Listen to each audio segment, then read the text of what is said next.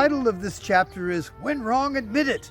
It may seem simple or even obvious, but all of us have had experiences with someone close to us who will never admit they're wrong about anything.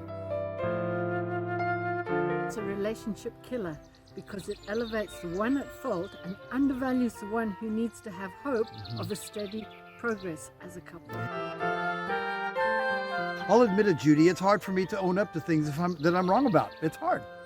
I think we'll all be able to see ourselves in this to some degree.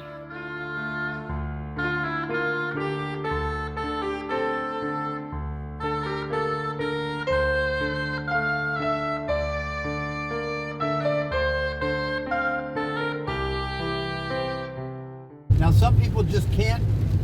We've all had experiences with someone who just can't admit they're wrong. And if I admit it also, I find it difficult to admit when I'm wrong.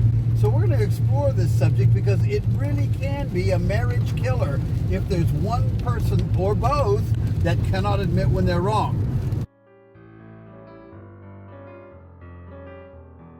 And I'll never forget once when I was in the classroom teaching math, and there was this one of the students that was kicking off, making trouble, and I was writing on the whiteboard. I turned around quickly and he'd flipped me a bird. So I sent him to the headmaster. You don't do that to a teacher. You got to have discipline, etc., etc. He adamantly refused to admit that he'd flipped me off, even when his mates went to the headmaster and said, "Look, yeah, he did. I mean, we can't deny it." So we're going to explore this subject of when you're wrong, admit it, in this chapter. Yes, I had another experience which was similar. I was parked in a residential area in Sherborne, and a group of children came out with a football and were kicking it around on the road, and I could see that football had the potential of doing some damage. So I got out of the car and I said to them, "Please be careful with your football, do not hit my car with it." Well, sure enough, within a few minutes the ball came across and thumped my car. And I got out of the car and confronted them, and I said, "Listen, I asked you not to do that. So please can you be careful?" And one of the little boys just stood right in front of me, faced me down and said, "I never did that.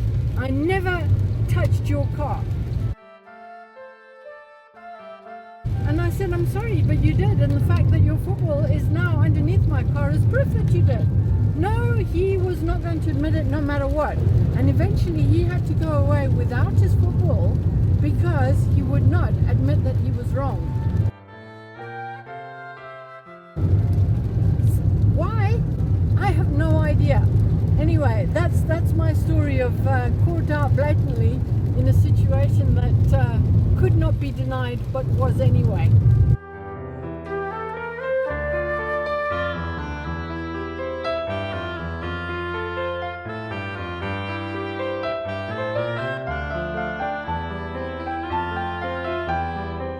This is a huge topic, and we've just made a start, even if we're only just scratching the surface. In the following interviews, we'll take a focused look at the subject. The fact that not admitting a fault to your spouse is actually a lie. Next week, we'll interview Melissa as she tells about her experiences with deception that was the turning point in her marriage. Well, see you then. God bless. Bye. Bye for now.